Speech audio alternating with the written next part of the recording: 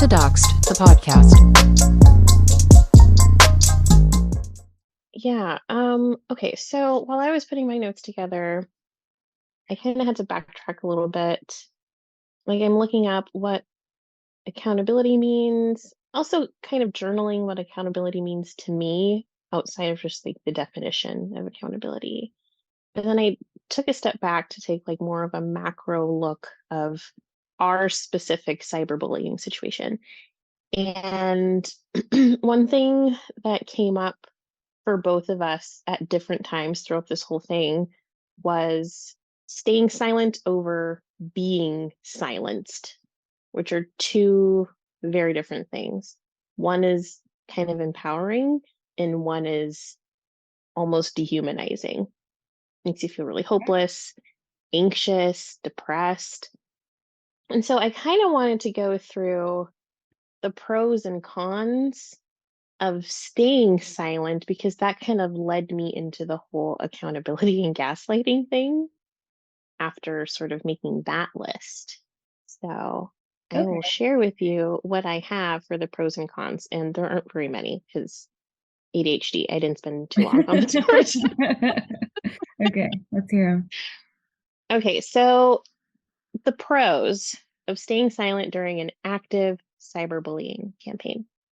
So, one, you can avoid further escalation, which I think that was a big fear of mine.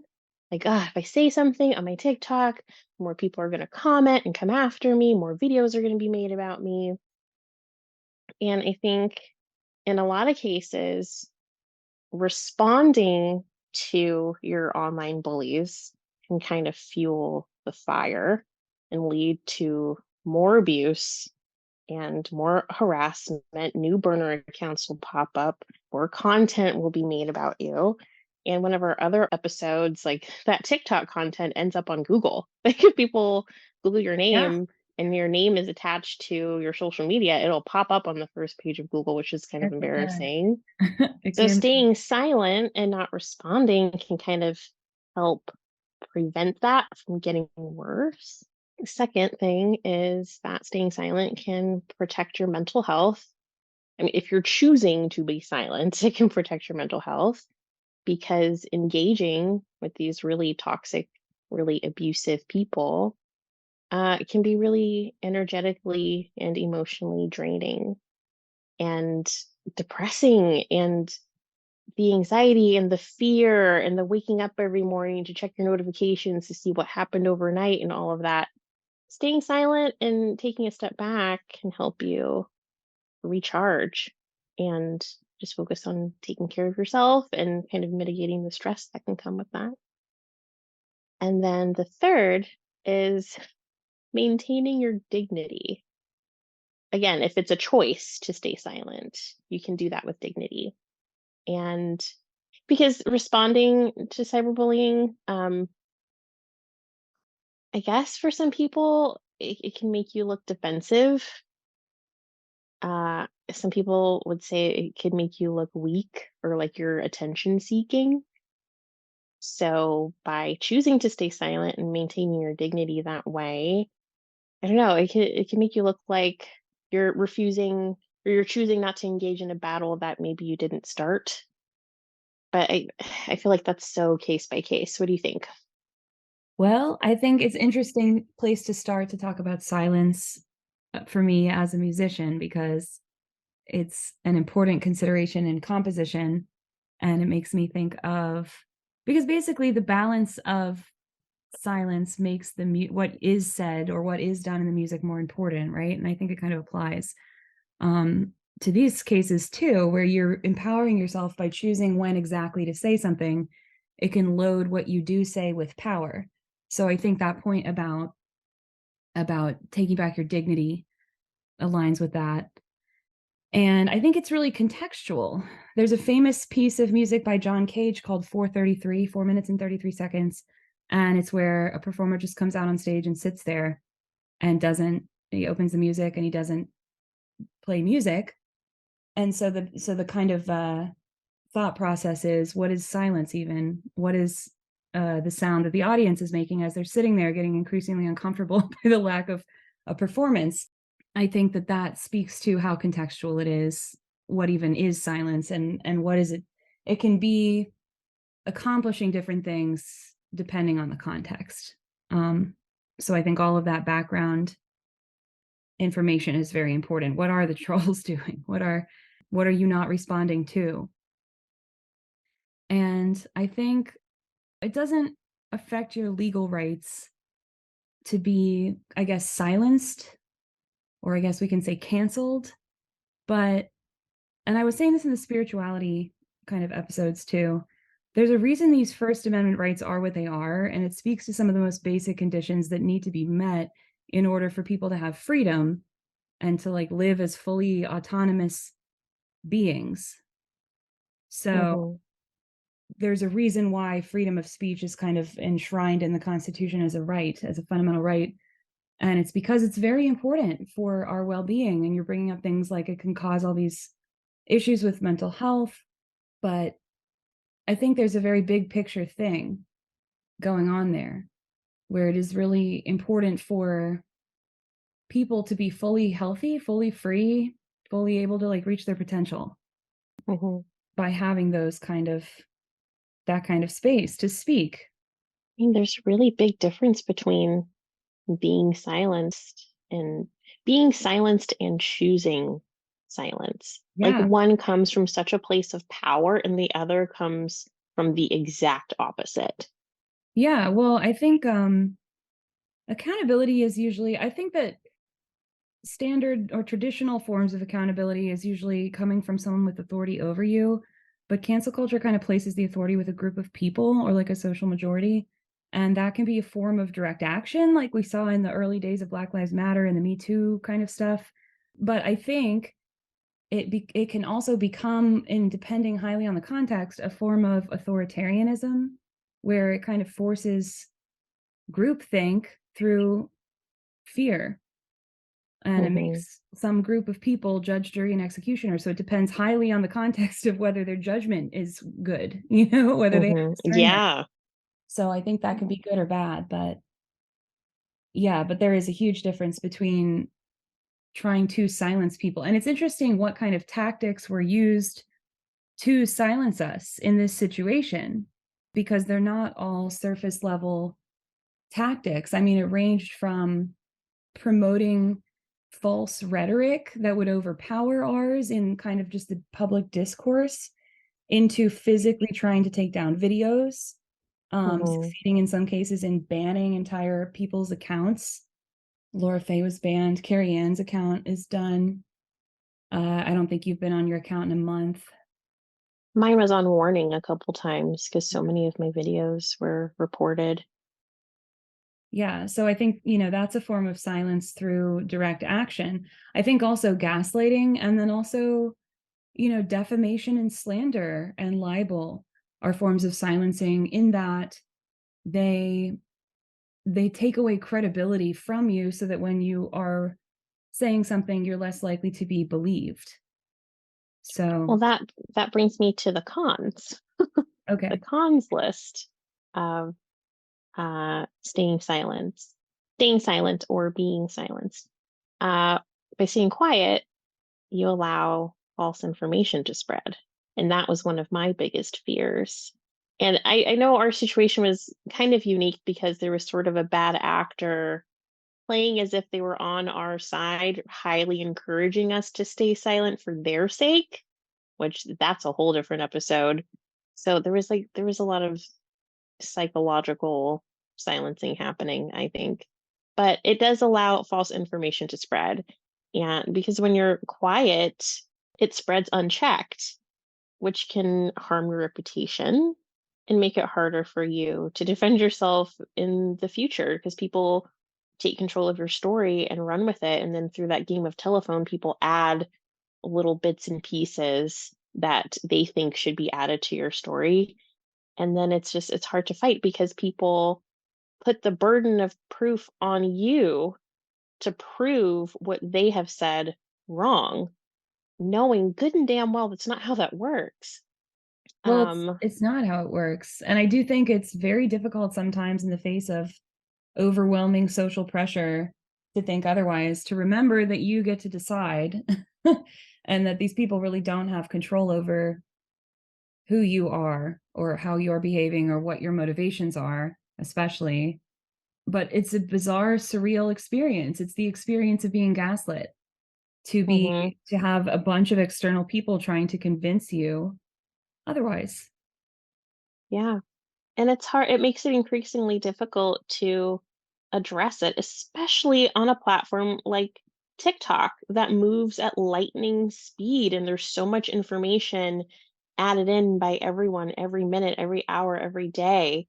And when your cyberbullying campaign goes viral, depending on who you're engaging with, it's like it's just really hard to wrap your brain around the volume of content that will be made about you and everyone weighing in on it.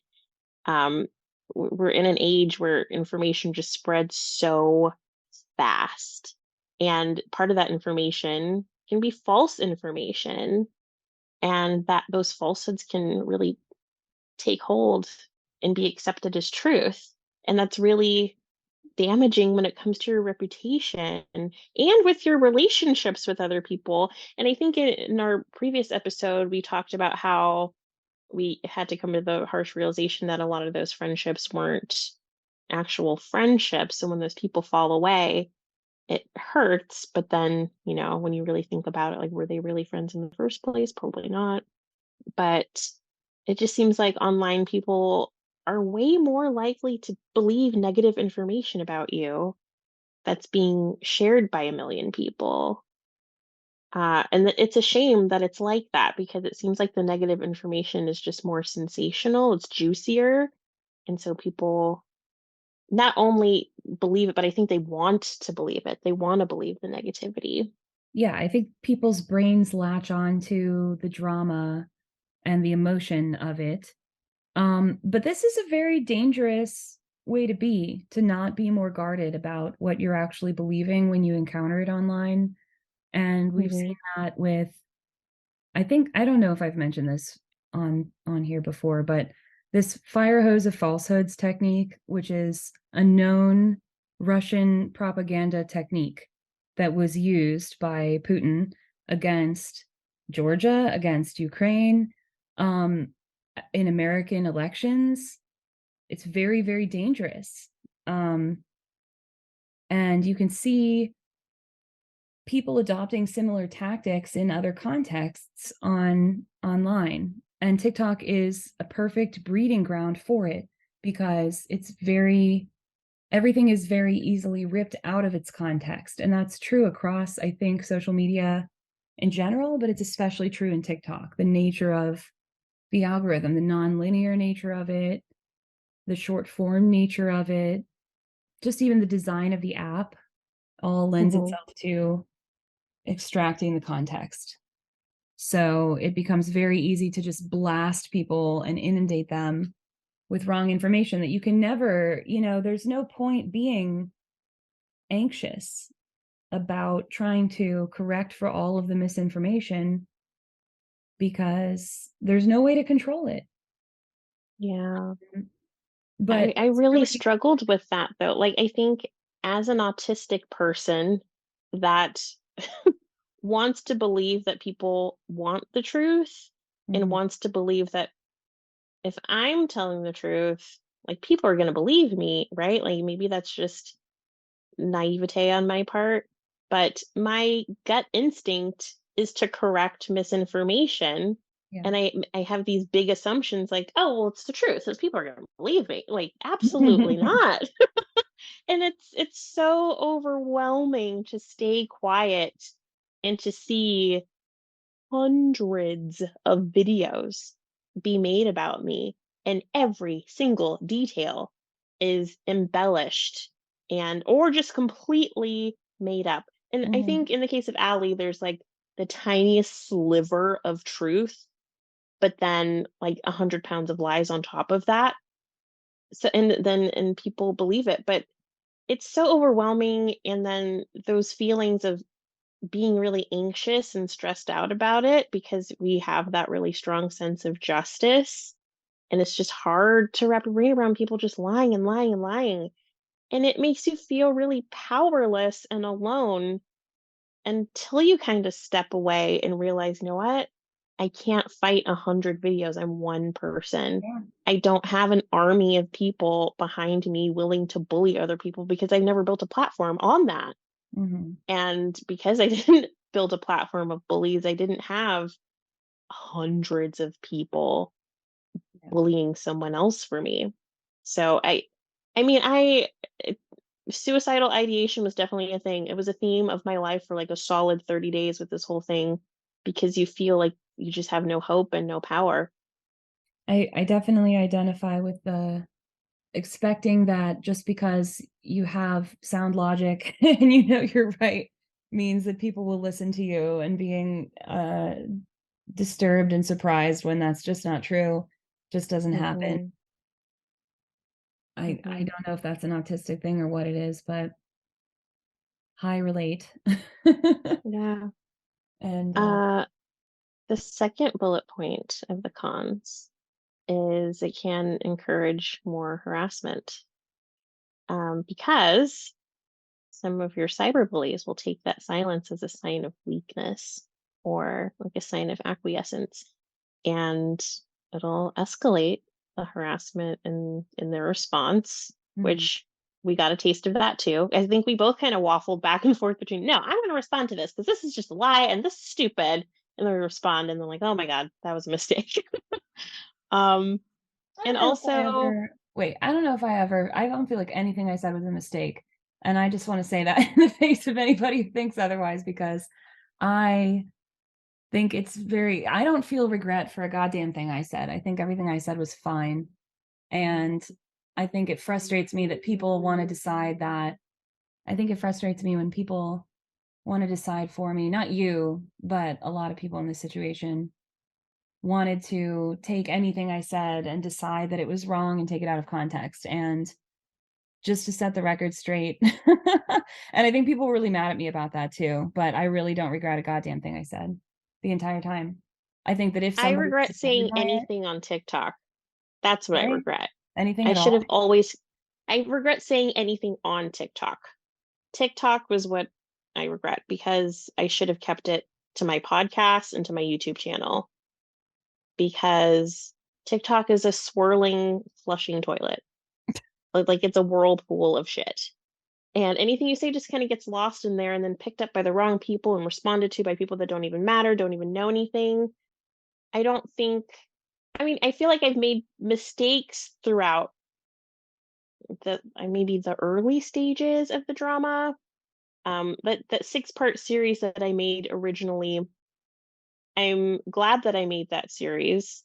I stand by everything I said in that series. I don't think anything was false or wrong. And I did have to make some follow-up videos to clear up things that people didn't understand or things that people that took out of context.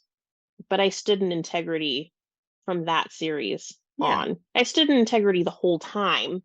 I might have been naive at certain parts of that, but I'm not ashamed of having been naive and having trusted a friend that wasn't really a friend.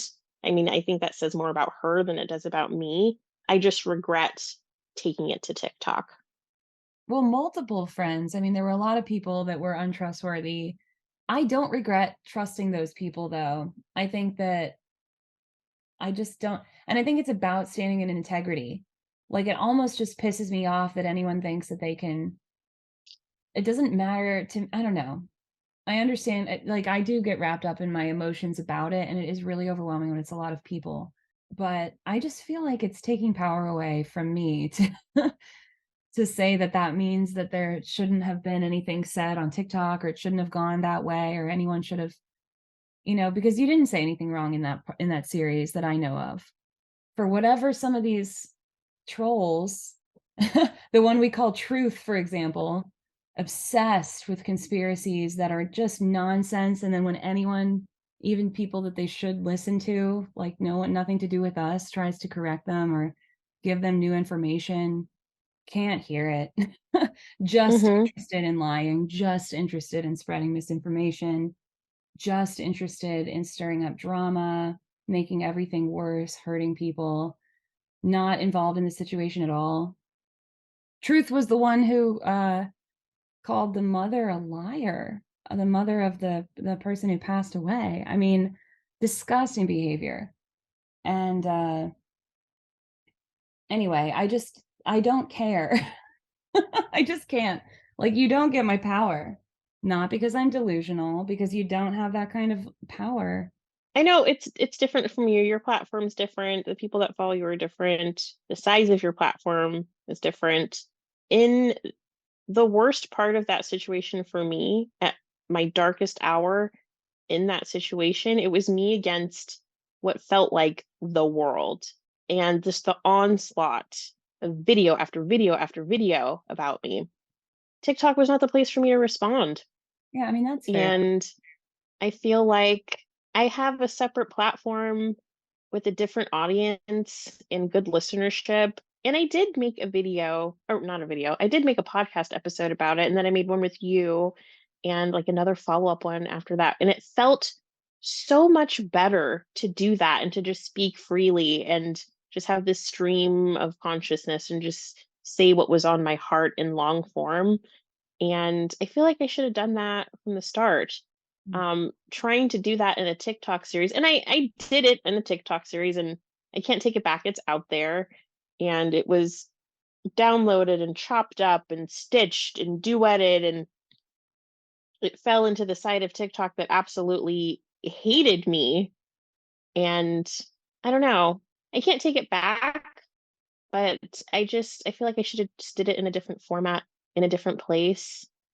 But part of me, I don't know, part of me wanted Allie to see it, which is why I chose TikTok in the first place. Because there's a part of me that wanted her to know, like, you fucked with me, and you need to know that that was not cool to do.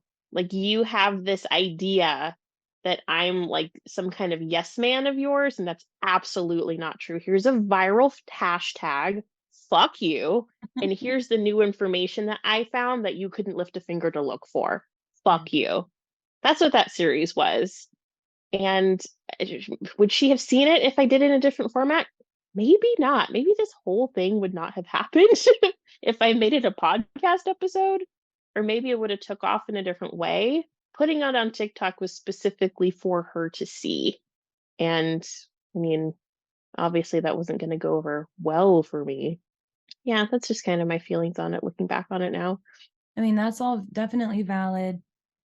I think we had slightly different experiences, which is understandable. But Very it kind different. of, yeah, but it kind of takes me to my considerations about gaslighting, because I was thinking a lot about gaslighting because Allie accused me of gaslighting her a lot.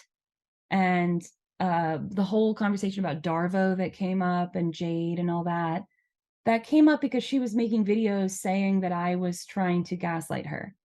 And in reality, she gaslit me. And that's what I think I proved it. You know, I made this 2 hour long YouTube video tracing all the things that she said that were completely inconsistent. And basically to do that, maybe we can put it up on the website so people Wait, can should we compare. define should should we define Darvo and Jade for people that don't know what those mean? Do you have them pulled up? I think that's a good idea. Darvo stands for deny, attack, and reverse victim and offender or offended.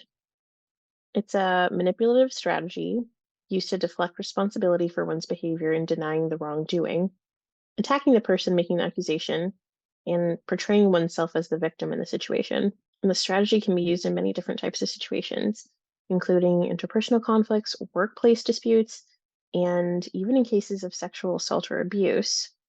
Darvo can be really damaging in situations where the power dynamics are uneven, and it can reinforce the belief that the victim was responsible for the abuse or mistreatment that they experienced. And then Jade stands for justify, argue, defend, and explain. And it refers to a communication pattern that people use when they feel attacked or criticized, um, particularly in emotionally charged situations. So instead of listening to the other person's perspective, a person who's jading may feel the need to justify, argue, defend, or explain their own behavior beliefs, often to the point of becoming really defensive or argumentative. I guess it can be an effective communication strategy in some situations, but it can be a real barrier to productive dialogue and can definitely escalate conflicts. And it's ironic that I think Allie was bringing up Darvo and bringing up gaslighting, and she was doing it in order to portray herself as a victim, which is one of those Darvo tactics. But she's bringing up gaslighting, and the point I wanted to make about it was that to understand gaslighting, you have to understand social power dynamics, and I think that's something that's really often misunderstood about it. And I found this article from Forbes that quoted two experts on gaslighting. One was Dr. Paige Sweet, a sociologist, who said it's making someone seem or feel unstable, irrational, and not credible, making them feel like what they're seeing or experiencing isn't real, that they're making it up, that no one else will believe them. And Dr. Andrew Spear wrote in a 2019 paper, the most distinctive feature of gaslighting is that it's not enough for the gaslighter to simply control his victim or have things go his way. It's essential to him that the victim herself actually come to agree with him. So I think that's really important to understand. You can disagree with someone's idea of reality without gaslighting them, but gaslighting involves controlling them into agreeing with you. And that kind of control requires that you have social power over the other person. I mean, yeah, that's an important part of the whole thing. It's a tactic used by abusive people for future abuse. Like it's something that happens in an actual relationship, in an established connection with someone. It's not like you have an experience, I have one, and you just want to alter my reality in that moment. It's used to break you down and Yeah. make you more pliable for future abuse. It's kind of a long game thing. It causes CPTSD. It causes brain injury. Like gaslighting is a real awful, awful thing to do to someone. And the way that it's overused and thrown around really pisses me off. As someone that spent years in a relationship with with someone with diagnosed narcissistic personality disorder, that shit broke my brain. And I'm not saying that jokingly. It caused brain injury for me, and I still struggle with ruminating over things that happened in that relationship years later, because when you're being gaslit and abused in that way, you don't trust your own brain, you don't trust your own thoughts. Yeah. So when it comes to an online bully that's in this parasocial relationship with you, in a doubly parasocial relationship, if you are bullying me and my experience of you is one that you don't agree with because it makes you look bad, that's not me gaslighting you. Like, I really need people, like, I'm getting fired up about it because gaslighting is real. It's a problem. And it messes with people's brain chemistry over time. People really need to get their fucking terms straight. It really pisses me off. Well, yeah. I want to ask, do you agree though that what happened to me was gaslighting? Like that she was gaslighting me? Or do you disagree that that counts? I believe that she was abusing you. I believe she was gaslighting her platform because the platform is who she had a relationship with. The platform is who she wants to manipulate to make more pliable later for future dramas.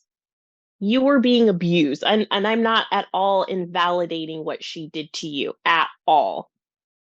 But I feel like the gaslighting that was happening was impacting the people that followed her in a specific way. Obviously, it was impacting you too, but it's a tactic that's used in a long game strategy for manipulating people. And did she need to manipulate you? No, she needed to manipulate the story to build her following over time.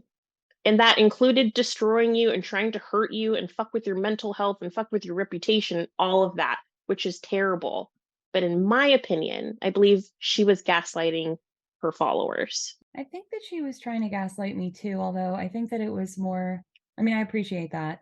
I think that it was more complicated because of the doubly parasocial aspect of whatever our relationship was. And I do think that there's a difference between like being in a long-term relationship with somebody where they're altering your sense of reality in that way, where you're just like, and actually that happened to me, just not with her in this situation. But there is a difference between that and something where I do have like some external separate sense of my reality. But I also think that her goal was to gaslight me out of thinking that it was allowable for me to believe what I believed, because I think that she was trying to control everybody outside of herself to believe the same thing as she Hmm. believed. And so I think that she was having a compulsion and a need for me to agree with her, and she was trying to exert that control over me. I do think so, in an individual way. And, like, I think I understand where you're coming from, and it's not the same level as being in some kind of, one-on-one relationship with somebody who's doing that to you. And it definitely was a different level when I faced that with somebody on the back end who was doing that.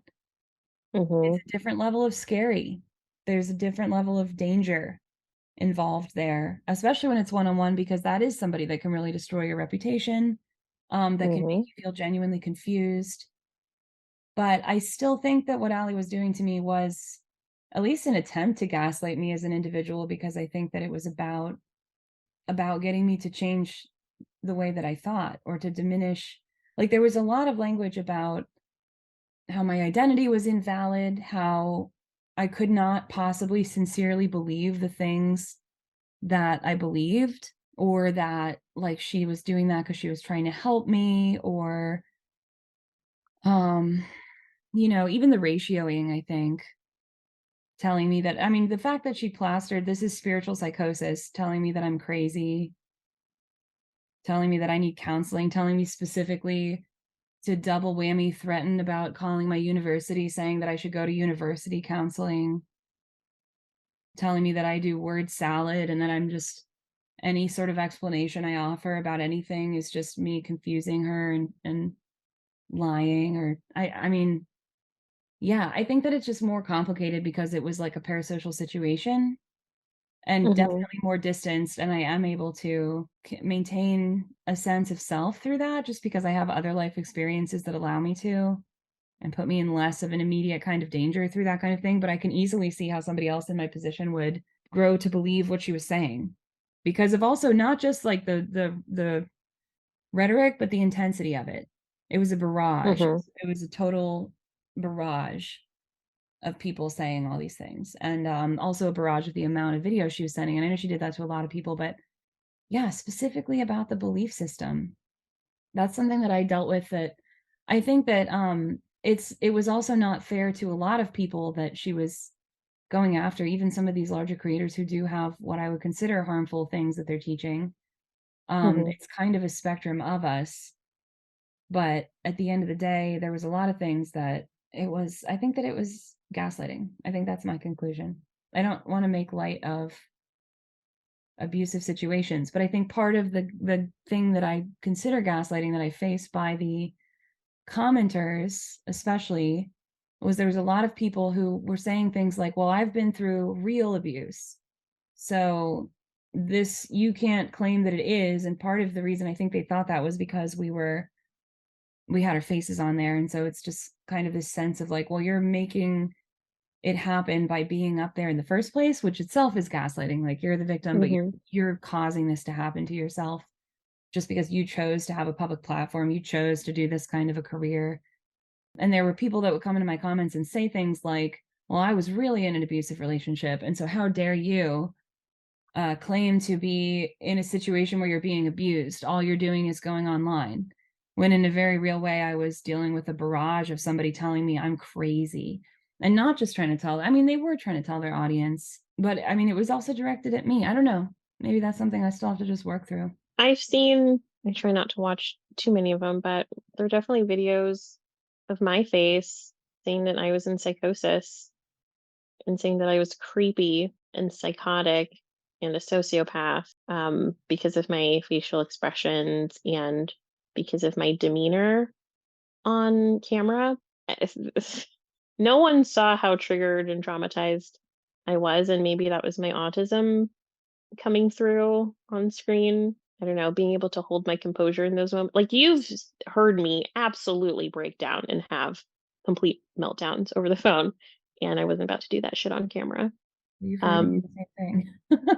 yeah, yeah, and you were accused of the same thing because you're able to hold your Oh, composure on yeah. camera while People like call me a talking through this stuff. sociopath. People call me terrifying. People call me scared. That's why I did that whole song. I did a whole song where I was like, "It's called autism, autism." I Yeah. everybody liked the song, and it was because it was responding to a comment that was saying, "You're scary. You look like a sociopath. You have scary dead eyes." And I was like, "I'm literally just autistic." I mean, yeah, we both It's just dealt with that. it's so cruel and it's so mean. Did I feel gaslit? No. Like all the stuff that Allie said about me, did I feel gaslit by her? I mean, maybe I should be, but no. I never I never took what she said as gaslighting me because in the few videos I could stomach watching that she made about me, I know she wasn't talking to me. She was talking to her audience. She could give a shit less what I think. I'm sure she wanted me to see those videos and feel awful and respond to give her license to respond back and keep the back and forth going. But and I knew that that's what all of that was about. All the videos she made about me, she was hoping that I would have a response for every video to keep this all going so they could just mash me into the ground even further. I just kind of always took that like, yeah, it sucks. I want to not be on this planet anymore. I want to die. I have to get back on antidepressants. I had to get back on anti-anxiety meds. Like my world was turned upside down. It was awful, horrible abuse. Are you tired of feeling unsafe online? Do you want to learn how to protect yourself from cyberbullying, doxing, and other forms of online harassment? Then look no further than Doxxed the Podcast. Visit the website doxxedthepodcast.com to sign up for the Doxxed free ebook full of helpful tips and resources for online safety. Plus, when you sign up, you'll receive the weekly newsletter with the latest updates on upcoming content. There are many ways to connect with Doxxed, including Twitter, Instagram, TikTok, and Discord. Have a story to share or feedback to give? Use the contact form on the site to reach out or leave a voice message to be featured on the show. And for exclusive content, subscribe to the Doxxed Supercast to gain access to the private podcast feed with member-only exclusives. Take control of your online safety and join the Doxxed community today. But I never felt gaslit by her. And maybe that's because of my prior experience having been in a relationship with someone that gaslit me in every way, every single day for years. For years. This is someone that I could say, the sky is blue. And he'd be like, nope, no, it's not. What are you talking about? It's purple. And I'd be like, wait a minute. Does everyone else think that the sky is purple?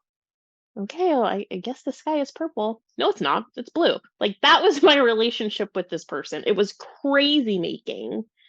And so maybe because I'm still healing from that years later, like Allie's gaslighting of me, I guess, was just kind of a blip on the radar.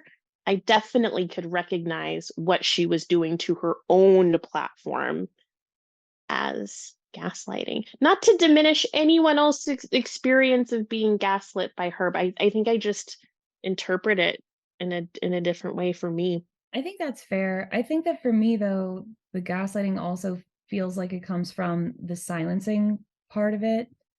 And maybe that's specific to how I process and deal with stuff, but I have zero issue with anybody disagreeing with me and even with them, saying just a lie about me so that their audience can agree with that lie. That doesn't feel like gaslighting. What feels like gaslighting is that plus then I'm not allowed to have my own space and in my own space say whatever I need to say that is my own true thing.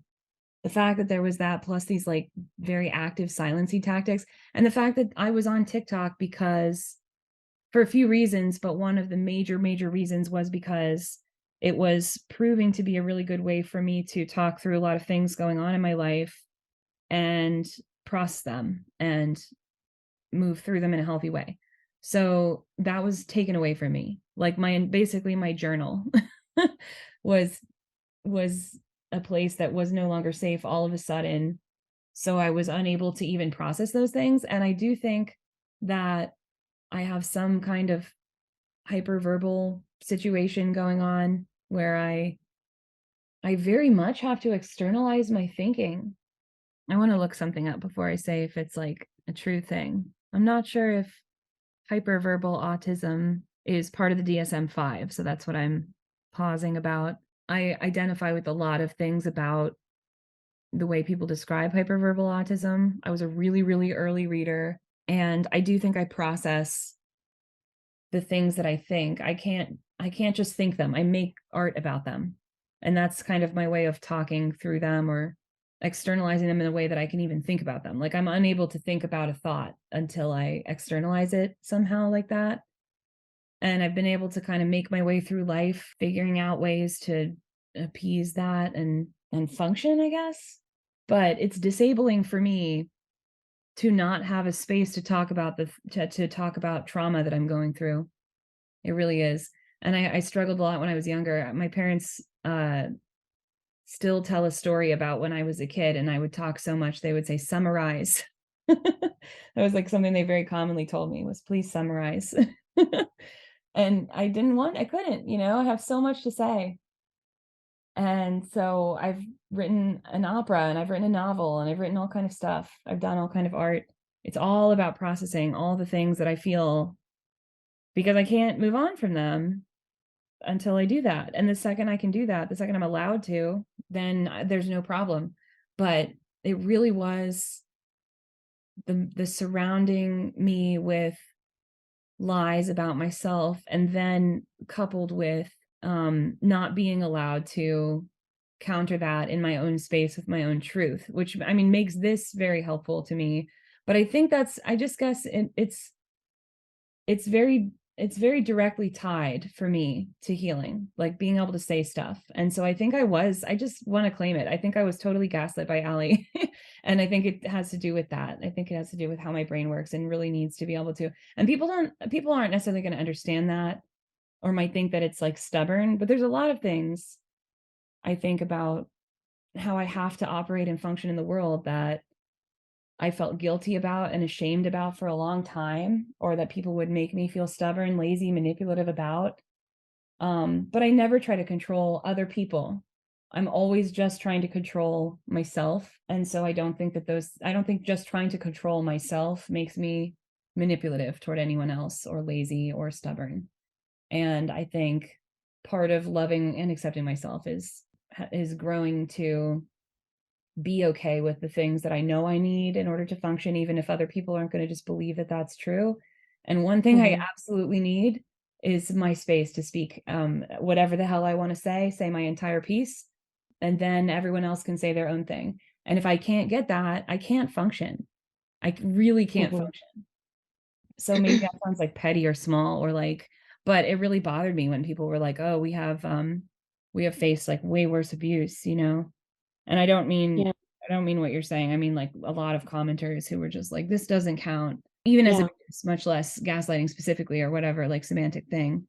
And it is important to preserve the meaning of words. When you say you felt gaslit by Allie, did you feel like what she was directing at you altered your reality of what you experienced? Did it actually shift your reality of what you experienced? I mean, it didn't shift to align with hers, but it definitely shifted my reality pretty significantly. Like, did you believe one thing about yourself, your behaviors, and your actions, and then what she said, did that change what you believed about your behaviors, your actions, and what you believed about yourself? Well, it didn't and it did, because it didn't in the simple sense of, suddenly I believe I'm in spiritual psychosis. No, that never happened. But it absolutely put me into the worst depression I've been in since at least 10 years. I've spent 10 years like climbing out of a depression from when I was 21 and thriving, doing great. Mhm. And fell back into the worst depression of my adult life, I would say, during one part of this because of the situation, the barrage. And it wasn't just depression, it was like a sense of hopelessness where, Mhm. and I do, I'm going to claim it again. I do think it changed it affected my sense of reality because it's not in the way of, oh, I must be psychotic, but it was in the way of she really hated and was jealous and wanted me to not have hope. And that's what has been a big part of my entire message the whole time. My whole idea about talking about spirituality was because I saw that in the world right now, in this moment, we need hope. And that became like so vitally important that it had to be true because there's nothing else for it. We are just at a point where we need hope or else we don't survive at all. And that was scary. Like I really, really wanted to have hope so much that I came to believe that was fundamentally true. Yes, hope. And then I went on TikTok, and then dealing with this entire situation, I lost hope for a solid period of time in there. And it was because of this barrage of behavior. And that was something very fundamental to me. And yes, I also was considering killing myself at a time of this, which Mhm. I have never gotten to that point in my entire adult life since I was about 21. I'm 31. So for 10 years, I've been not at all in that kind of a space until more than a month into this situation. For more than a month, I was not there. And it dragged me to that place, which is, again, when hope is something so fundamental to my philosophy, yeah, I would say that it affected my reality in that sense. And then I bounced back quickly enough, I think, because I had friends around me too, and had ways to be grounded. I had a therapist who helped me stay grounded and remember who I was. And I am a strong person who generally can pick myself back up. But yeah, I mean, it really affected me. Like, and I just don't even think that I think we both have experienced not being allowed to fully talk about this in a way where we can even be vulnerable about our feelings and our emotions about it. Yeah, I feel like fully gaslit by this whole situation. Yes, I do. And I think that could be different. It's valid if you don't, and if you don't think it, if you think if it even diminishes it. But that was my experience. I don't think it diminishes it. I'm just trying to understand your experience of gaslighting because I think it's important to talk about and I think it's important for people to hear because it's a term that's so overused and this conversation is so important for people listening because that word is so overused. So I'm not trying to challenge your experience of being gaslit. I'm trying to get you to talk about it so people can hear your experience of being gaslit because I think the specifics of that are important. And yeah, there are different degrees of being gaslit. There's different levels of relationship. There's different levels of the aftermath of being gaslit. Like for me, I think I've experienced gaslighting on all kinds of different levels throughout my whole life, like starting with my dad, like in my early childhood. I've talked to you a little bit about what he was like growing up. He was very violent, very abusive. Like the things I witnessed him do to my mom and to my sister, I'm pretty sure he has like very serious mental health issues. There's definitely a personality disorder there. And I would say that my sister was like the scapegoat, black sheep, and I was the golden child. So he would do awful things to them, make me witness it as a little girl, I guess to kind of control me, like, oh, you don't want this to happen to you. So watch this so you can keep yourself in check, kind of thing. And then after I would see him and hear him do these really abusive things to my mom and my sister, then he would take me out for ice cream or take me over to the Space Needle. We'll go on like a daddy daughter outing.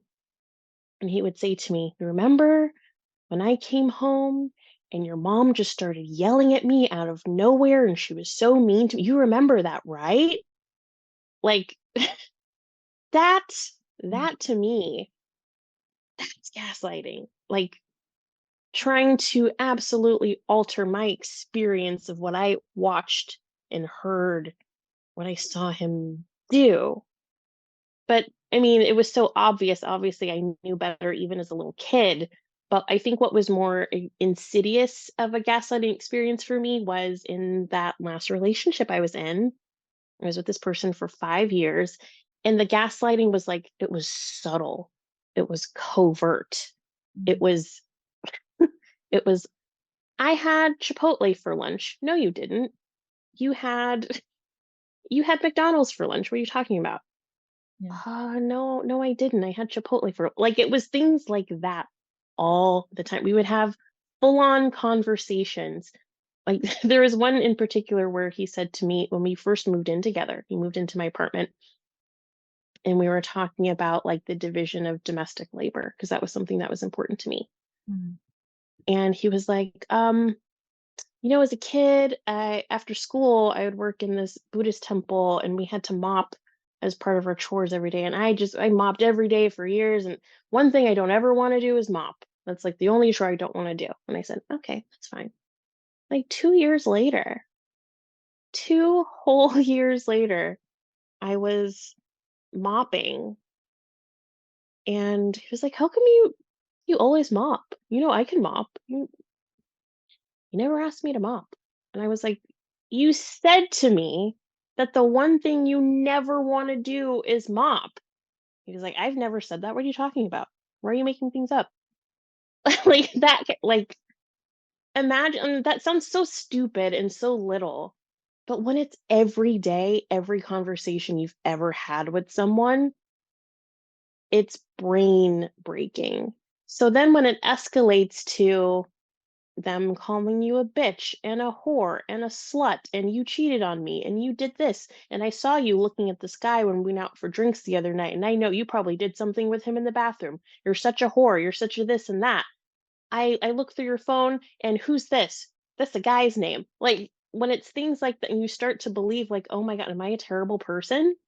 And then when you start to defend yourself because you're autistic and you have a strong sense of justice and it just doesn't make sense that someone would just lie about everything, then it started, you're so abusive to me. Why are you gaslighting me? That's not what happened. Why are you saying this? And me defending myself because he was gaslighting me and I didn't know what that was at the time, he convinced me that I was abusive to him. He convinced me that I was gaslighting him to the point where that's the first time I went to therapy because he told me I was so abusive and so awful and he was so hurt and his mental health was so bad because of me. And I was so horrified by that. I believed it and it broke me. And that was the first time I signed up for therapy. And I showed up in my therapy session and was like, she asked me why I was there. And I was like, well, I'm here because I abused my boyfriend and he's so hurt by me and I don't know how to stop. And I explained everything that had happened between us. And she was like, you're the one being abused. Do you know that he's abusing you? And this is what gaslighting is. So when I say like it alters your reality, like I understand what you're saying, but like he changed what I thought about myself. I believed that I was an abuser because of what he said. And like I'm still in tears about it, like almost 4 years later. Because it really I internalized it so deeply because no one had ever said that I was an abuser before, and the way he made me question every thought that I had, I believed that I was hurting him, but it was like I was experiencing brain damage from what he was doing to me. I didn't mean to get into like this to get so emotional, but like this is something that just it matters so much. Like the language of it Yeah. and the specifics of it, it matters so much. So when people on stupid TikTok throw around the word gaslighting because they believe some bullshit lie for a situation that they're not even a part of, it just pisses me off so bad. And like, yes, there's different levels and different degrees to it, but like cyberbullying is so serious and abuse is so serious even when it's just online, because it's not just online, because you would experience it in your brain and in your body and in your nervous system. It's not just online. It's not any less impactful or any less damaging because it's on an app, you know? Yeah, well, it's really, I want to give you space to talk about that because it's all completely related. And I don't think I've experienced that level of being in an intimately abusive relationship. The worst part of it is that you don't notice it. It's like a slow drip. It's a slow drip. And I would go so far as to say, I felt gaslit by. Well, I was gonna say that although it's never been at that level for me, I absolutely had, again, on the back end of this, a relationship with somebody who was very definitely gaslighting me. And I do think Allie was too, but I think it is different levels. And because there was with the person on the back end who was gaslighting me for a few months, it had to do with the amount that we were talking one on one, to where it almost became like brainwashing, which Allie was not able to do to me because it's not like I was in her cult. So that point definitely stands. Brainwashing. That's the word. Yeah, Exactly. brainwashing.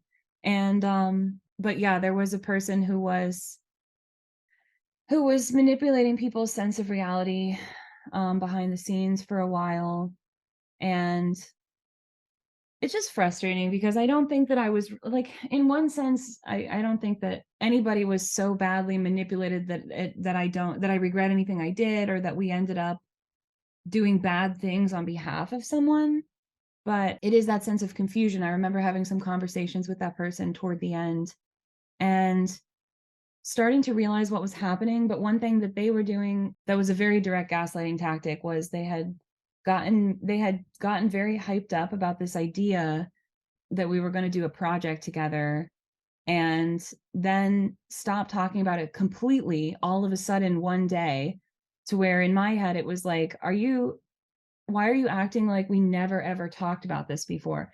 And I started to catch on and had a conversation or two with her where I was kind of playing the part of someone who was being gaslit in order to just understand a little bit better what was going on before going cold turkey on the relationship, because it had been such a startling turnaround from this extremely sweet person, which in retrospect was love bombing, to I guess you call it breadcrumbing. But I remember pretending to be like, wow, I'm so confused about what's happening. I just don't understand, and I'm not feeling good. I'm feeling disempowered, because that's usually how a conversation leaves you when somebody's really gaslighting you. And the level of just like malicious glee that Mhm. came from that person when she thought that I felt that way was chilling in a way that it was not with Allie. And again, like I think that person, for all the idea of brainwashing, I really didn't do anything I regret. I really still stood in integrity the whole time, which is really hilarious because now that person's all over the place trying to cause drama, and all the trolls that have no idea what's going on are yelling about how we've all been exposed and we've been sold out, and like, okay, good job. I didn't do anything that I regret. So either you're going to Photoshop some shit or you have Mhm. but regardless, like that was a different kind of experience. I think that was like dealing with a covert narcissist versus not a covert narcissist, versus somebody that Mhm. just, one thing Allie did really commonly was to insist on some kind of version of a story and then say, that's what happened. Okay. That's all that happened. Okay. And it just, it really was like insisting on some version of reality that just Mhm. you're being pressured to agree with. Again, extremely different levels. And I also just want to circle back and say that I don't mean, um my tone, I think, comes off as really harsh when I start to feel impassioned about something, and especially when I am genuinely upset about it and dealing with it. And I don't have any problem with you challenging things that I'm saying as we're talking. And I just want to make that clear because I think it's often misread, and probably less likely to be misread by you because you're a fellow autistic person. But I think Mhm. by a lot of people, I can come off as, I don't know, there's a lot of judgment that comes with the tone, and I just I mean exactly what I say, and I'm Yeah. very okay with being challenged about ideas. And if I have a tone, it's really because I was just very deeply hurt by this whole situation, and I have not had any space besides a space to talk. And I mean, neither have you really, I don't think. And so it's going to be not perfect. And I just know that that's a way where whenever I get vulnerable with that or get careless with it, it can bite me in the ass. So I just want to give that explanation. Yeah, I think as we continue to do this and people get to know us and get more familiar with our communication style, it will translate fine. But I think it is an important thing to note when it comes to tone. And maybe it'll read differently because we're both autistic and I think we get each other. Like it's hard to interpret nonverbal cues for me. So in podcast form, when it's just audio and we're just talking over the phone, I think because we've done this so many times, like I understand you and I understand your ups and downs, and I can discern the difference in the different tones that you have. Our friendship started in trauma. Like True, that's true. like we're continuing to get to know each other, like I know where you're coming from and I know where your heart is and I know that you mean what you say and I think I mean what I say. I And definitely that's do. also a very autistic thing, to communicate directly and literally. It would be different if one of us was neurotypical. I think it would be a mess if one of us was neurotypical and the other was autistic, but or one of us was allistic and the Yeah. other autistic. And I also think it's an important thing for people to hear two autistic people have a conversation, because I think this is kind of a rare thing. Mm. Yeah. Well, I really appreciate you saying that. And I mean, of course, the same to you. I do think that it's a really unique circumstances under which this entire relationship formed. I don't think it's just a trauma bond. I think that we've shared a lot of friendship moments that are also outside of trauma, and it's started Hmm. to stand the test of just actual time as things are all kind of falling out and falling into place wherever the cards lie. I don't think it's just coming from trauma, but yeah, we've sort of been through a lot really quickly. And I think that I do feel like comfortable to be more vulnerable around you, because I do think that you have almost already seen me at pretty much my worst, which is terrible. That's not how you want to front load a friendship, but um I but mean, it was what it was. We both were in that really dark place. yeah, but I mean, you really held space for me and were a great friend. And anyway, I think part of me being vulnerable is being vulnerable enough to not watch my tone, which is like masking, you know? Hmm. And Hmm. I think that I have awareness and even anxiety about managing things like tone and other things, which is essentially what masking is, but it's because I can kind of anticipate the backlash on certain things. And Hmm. when I do feel really safe with people, I think part of what people that I can feel safe with would have to understand about me is that I do have kind of a tone sometimes that can read as like, but I really do just mean what I say. And it really can be so painful when people read into that and think that I must be duplicitous, or that I must be, I don't even know what, like I'm being aggressive or something. No, I'm just genuinely hurt and trying to express that openly without sort of being guarded about that. And then I Hmm. appreciate having a friendship where I can do, like, I really appreciate, like, what a rare, beautiful thing to have a friendship where I don't have to feel judged about that and I can just be. And part of being is like not having the perfect tone. But anyway, I mean, that's a whole long sidetrack thing, but it gives me some anxiety to get up and just, as we're processing, like it's kind of a messy business. But I appreciate, Yeah, but I, anyway, I I think appreciate you it's saying. okay for it to be messy. And I think unmasked friendships between autists is important for quality of life. I really do. Well, I really appreciate that. I think it makes my life better. It definitely makes mine better. I don't love having to be on for people all the time.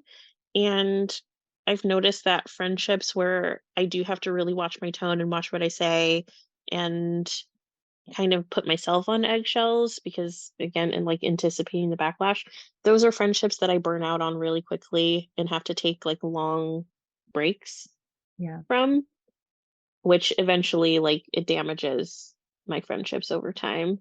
My friendship circle of like really close lifelong friends that I'll be connected to forever. There's a reason why there's no mutual friends.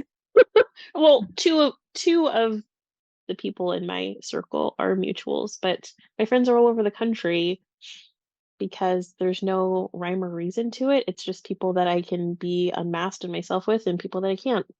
Yeah. That's what determines whether or not I'll burn out on a friendship. So it's important to this friendship is important to me. Like I need you to know that. This friendship is very important to me because it's the first one I think I've ever had that started unmasked. Oh, wow. That's Hmm. cool. That's super It's a big cool. deal. Yeah. What a world. Yeah. I don't think that's quite true for me, but it's a rare and special thing. It really is. You know what though? Okay. One of the only other people I can think of that's the case that I've experienced that as well before was another person I met on TikTok because we both got drawn into TikTok autism space. And we were like, Mm, oh, we're like witchy autistic TikTok people.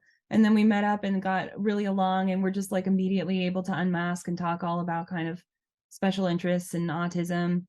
And I feel like it's a shame that you have talked about how that autistic TikTok space is kind of seems to be devolving or kind of everybody's moving past it as a moment. But there was something really healing about it, something really important about drawing people together like us into those spaces to find each other. And I think it's mhm. super empowering. And I think it allows for more of a grip on the reality where we're allowed to just be the way that we are. I think growing up, I'm 31, so growing up in the 90s, there was no talk of autism. And when I talked to my parents about it, they're surprisingly supportive. I kept and the same thing with my queerness. My parents are surprisingly like, you be you, okay. And I'm like, really? I thought you were gonna be like disappointed, you know. But Mm, so good for me. But the conversation I had around autism with my mom especially was nobody talked about it back then. That wasn't language that you had really. Autistic meant something very different. And it was mhm, pretty much derogatory. It was something that people felt was very taboo. It was something that even I think in some cases, doctors tried to tell the parents that their children were autistic. The parents didn't even want to hear it because mhm. they were afraid of what that might mean for your child in the world. Because the world isn't set up for that. Only I think things are changing and there's more spaces for unmasked autistic friendships and relationships. And Yeah, I think that's for the best. I think the world's better for it. I think I'm better for it, but I think the whole world is better for it. I agree. I think a couple decades ago, especially in the 90s, autism had one face. Autism looked one way to people. Yeah. People didn't consider it to be a spectrum, or their idea of that spectrum was is very different from what it actually means. Yeah. And there's still challenges with that, with people looking at people like you or me or hearing us speak and thinking, "Oh, well, maybe you're just a little autistic." Like, no, that's not a thing. Like, Yeah. autism is autism and there's comorbidities to it and all sorts of other factors, but like the support needs are real, whether you're nonverbal or no matter what your challenges are, like the support needs are pretty high for a lot of us. The difference in the whole high functioning, low functioning, awful rhetoric around that is my autism doesn't make other people as uncomfortable Yeah, you can as just maybe operate under someone else's autism. capitalism. High functioning Yeah. just means you're a better worker under capitalism, which is like irrelevant to my personal well-being, you know? Mhm. But yeah, about support needs. Um, those can also change. I think that's an important thing for people to understand too, is that you can go a long time without very many support needs, only for circumstances to change. Things changed a lot for me around COVID. I think they changed for a lot of people around that. But just generally, as you grow throughout your life and come under different kinds of circumstances, your support needs can totally change. And the world is not really set up to give any kind of resources or accommodations or support toward adult autistic people, especially people who are not white men. There's really no, you're not claiming any kind of accommodations or support in the world by claiming that identity. But I think that the more that we talk about it and the more that it is a part of just cultural rhetoric, the more that there will be spaces carved out for it, and that will lead to better accommodations, better resources, and just like better connections, because it's like it connected people like us into communities. I mean, it's even not just us, like where a lot of the creators involved, weirdly and yet not so weirdly, the people that you and I stayed friends with were the autistic creators. Those were the people who were here for justice, who were here to do the right thing, who stood in their integrity. Not every autistic person stood in their integrity, but like the people that did were autistic in my personal experience in this. And for the most part, maybe an exception or two in there. But I think that is that kind of community it couldn't really be a thing before there was language for it. So I think that's all shifting, and that's really, really exciting.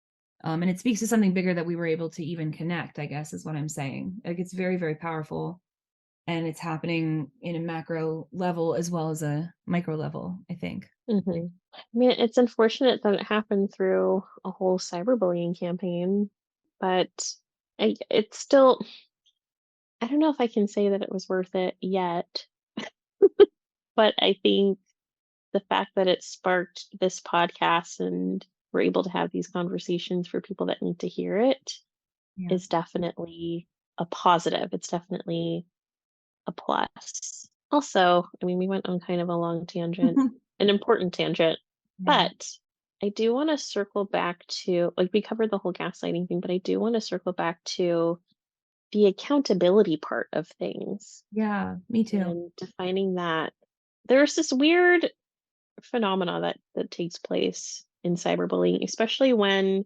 you're waffling between choosing to stay silent and maybe being silenced against your will, wanting to correct stories, but maybe can't because it makes things worse. So people sort of take over the story and run with it and add their little pieces here and there.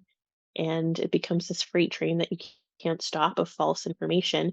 But then there comes the demand to take accountability for your actions and behaviors, even though those actions and behaviors are sometimes fabricated or exaggerated by the bullies and abusers themselves. Yeah. Like, we're accused of things that we didn't do or say, but then pressured to take accountability and apologize or take responsibility for things that never even happened. Or even whether just the things that did happen were actually wrong, because it goes back to a group of people, often uneducated people, are just the judge and jury and executioner of what's happening. And I found this Pew Research Center thing that was talking about, it was in 2021, but it was just giving quotes and statistics about what people think about cancel culture and accountability. And it brought up the word offensive a few different times. So somebody that was described as a woman, 30s liberal Democrat, says cancel culture is a movement to remove celebrity status or esteem from a person, place, or thing based on offensive behavior or transgression. And then another person who's described as a man, 70s, moderate, no partisan leaning, says cancel culture means rewriting history and stopping the acknowledgement of facts because they are offensive to a racial, religious, ethnic, economic group, etc. And so offensive is a fascinating word because it means extremely different things. And this goes back to what I was trying to express earlier. I don't think I did a great job at the beginning about social power dynamics and how they play into what the judgment is that's being made. The context is important, because Like, for example, if someone does blackface, and that's obviously offensive to Black people, but the reason is not arbitrary. It's because of there's actual harm that is caused because of racial power imbalances. So there's like a real social thing happening that causes real harm. And then versus if a white person just reads a tone into a Black, or if an autistic person reads a tone into an autistic person's voice and finds that offensive. Those are different things, because one is disrespecting someone's fundamental self, and the other one I think is kind of in a way disrespecting someone's sense that they should have social authority. Like when you feel entitled to having social power because you have it and you have that privilege or whatever, you're centered. Then when somebody quote unquote disrespects your authority, like if you're expecting, and I think this is like a whiteness thing too, you're expecting that everyone needs to be nice, you know? And then somebody speaks out and is rude by speaking out, you take an offense to that, and it feels to you like it's at the same level as when somebody's fundamental personhood is being violated by someone's behavior. You know what I mean? Because of this privilege, you don't understand that it's a totally different thing. But I think that it's about that entitlement to authority. I think within the context of what we experienced, there were so many offended parties that kind of had no real reason to be offended because they were offended by things that didn't happen. Yeah. Thank you for listening. Find additional content at doxxedthepodcast.com.